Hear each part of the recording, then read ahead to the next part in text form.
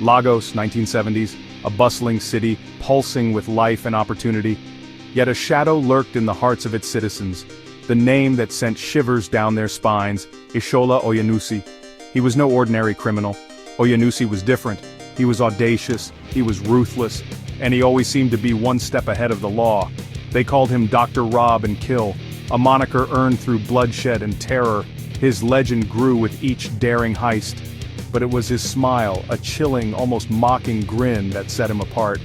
It spoke of a man who had stared death in the face and found it amusing, a man who lived by his own rules. Oyenusi's story began like many others, shrouded in the poverty of Lagos's slums. He was just another face in the crowd, struggling to survive.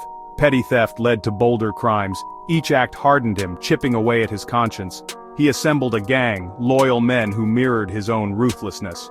Their weapon of choice, the gun. It became an extension of Oyenusi, a tool to instill fear and exert dominance. He relished the power it gave him, the way it could bend others to his will.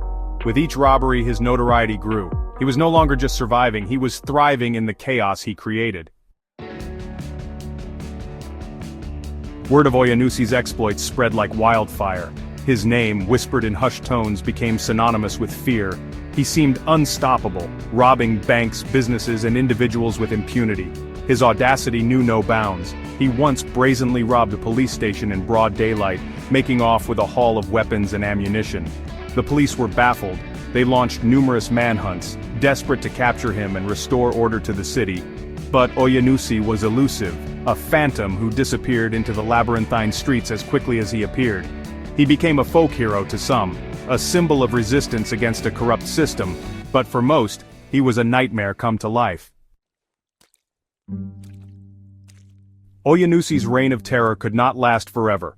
On March 27, 1971, his luck finally ran out. He was cornered during a robbery, trapped in a shootout with the police.